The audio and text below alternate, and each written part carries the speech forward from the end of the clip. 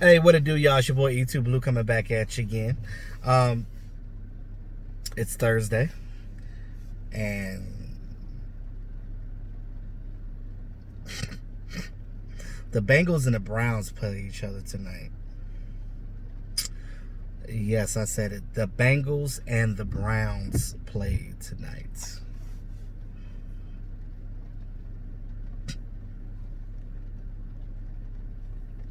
So I'm gonna do my live stream tonight because we're gonna be talking about our team. I might have the game in the background, just playing in the background, but yeah. But who put that together for Thursday night football? But anywho, I guess it's football nonetheless. We put the Rams game to rest, guys. So that's over with. We are in week 2 officially.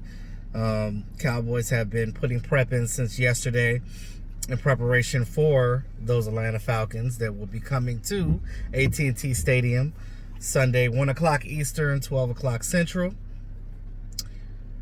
Yeah, so it's an early game. I always hate early games. I like them, but I don't. Like I said, the good thing about early games is, you can get things done after the game. You can still have stuff to do.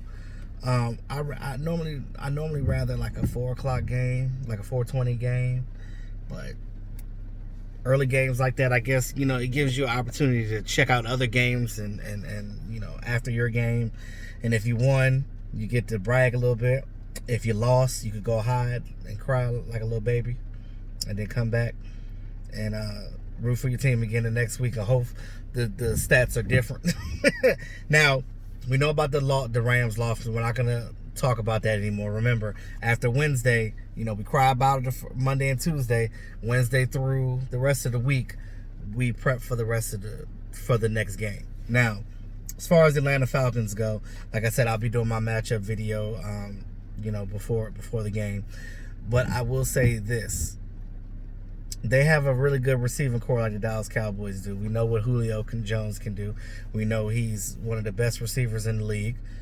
He put up pretty good numbers, over 100-yard receiving in the first week of the season with the defense that they went against the first week of the season, all over him. You're gonna have to bracket a guy like him. He doesn't get one-on-one coverage like that. Now, some speculate that they may put Trayvon Diggs on him. I don't know if you want to put a rookie. I mean, even though he's good, I don't think you want to put a rookie in his second game in the NFL on a guy like Julio Jones. Now, if you're going to run zone or whatever they're going to do to counteract that, maybe you can have him, check him sometimes. But I think that since Brandon Carr is now on the roster, what they can do with that, since Brandon Carr can play both cornerback and safety, I think that it would behoove him, because Brandon Carr has gone against Julio Jones before in the past. He's a 12-year veteran. He pretty much knows it. I think that it'd be smarter to put Brandon Carr on him, because you just want somebody to provide good coverage. You just want, we're not asking for.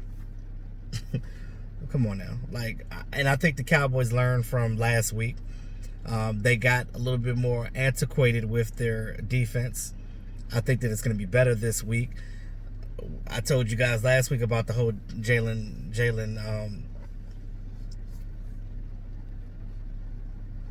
when Leighton Vander Esch went out, and Jalen literally had to just be all over the field. And it's like, okay, well, I practiced this week to do this one thing, and then this happened. Then I got to go back and do this. So, it was a lot of confusion in that last game, but I think they've made the necessary adjustments, and I think they're going to come back and fix it. Now, we know that teams are looking at tape from week 1, right? So we know that the Atlanta Falcons are looking at the Rams tape from when they played us last week. They're probably going to try to do some of the things that the Rams did. I know they're not as good on offense doing that type of thing, because that's not their thing. That quick twitching thing. We know that Matty Ice loves to throw the ball deep. So, holding the ball longer is more of his thing. Now, it would behoove them not to hold the ball too long, because Dallas Cowboys defense will get to you. Alden Smith will get to you. These guys are melting into their spots and just getting to a point where they can handle their assignments and things of that nature. Like I said, it's some gelling that has to happen. And I think that, after getting embarrassed like that by the Rams, even though you only lost by 3, it was still a tough loss to swallow. But again, it was only week 1. We talk about going forward with the Falcons. I don't think their defense is as good. They don't have I know they got Tack McKinley. I got to go look at their guys, but I don't think that their pass rush isn't as dominant because they don't have Aaron Donald on their side. So I'm not as afraid as their front. But I know their front 7 is way better than their back end. Their back end is a little suspect. We're going to be able to make plays on their secondary. And I know that Dak's going to get that ball out of there. I know that this game plan is going to be different. Kellen Moore is going to be doing some different things.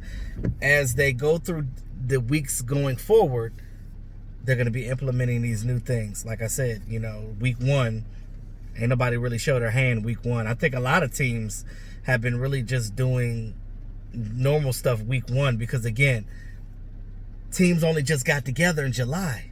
It's just the end of September. So, with that being said, you're talking about training camp and getting guys acclimated and dealing with COVID and all that other stuff. So coming into this week, I believe that, it's almost like these first 3-4 weeks are like preseason because, like I said before, it takes time to get that game plan together. And, what I'm saying? Like, you could game plan for each different week, but I think that because we didn't have preseason games, the first couple of weeks of the season is like their preseason in the aspect of their game planning, because everybody kept saying, oh, they're doing the same crap from before. Well, I'm pretty sure Mike McCarthy told them, like, look, I'm not going to do anything that I want to put in right now because I don't want to confuse people. Just go ahead and do what you guys were doing before. I'll add a couple of wrinkles in here, there, and then as I need to adjust, I will further with my game plan. And then that way, when Kellen Moore is calling his plays and doing his thing, if Mike McCarthy needs to butt in on 2-minute drill or game time decisions or anything like that, Mike McCarthy coming to do his thing. So I know some people were saying some crazy stuff about, Mike McCarthy, he disappointed. Look, I understand that everybody was disappointed, but again, it was just week 1. I mean, those of you that are superstitious, Cowboys always go to the playoffs when they lose the first game of the season. I'm just saying. We won the first game of the season last year, didn't go to the playoffs. So, I mean, I'm not really the superstitious type, but if that's what you believe in, the stats are actually looking up for the Cowboys. But again, you don't want to drop this game. You want to get in here. You want to win your first home game. Mike McCarthy's excited to be there as the coach of Dallas Cowboys in the stadium for the first time as the Cowboys coach, because last time he was there, he was the Packers coach playing against us. But I just feel like things are settling. You just gotta give it a little bit of time. We gotta be patient. I know that patience is thin because Cowboy fans are tired of losing. We're tired of being 8-8. I get it. We're tired of the talking heads talking crap about us. Trust me, I get all of it. I get all of it because y'all forget I'm a fan too. I know a lot of people see me as a vlogger and they're like, okay, well, you feel this way. I speak the truth, and I speak what mostly when I talk, it's pretty much what the team has talked about and what I think that the team will do from their end. Not always necessarily my opinion. Like, if I give you my opinion, I'll definitely tell you what it is. But most of the time when I'm talking from an organization standpoint, because that's what they're gonna do. You know what I mean? Like, I'm not gonna sit here and just come out with some lame brain cockamamie BS and tell you that this is gonna happen when I already know that it ain't gonna happen. So that's just that.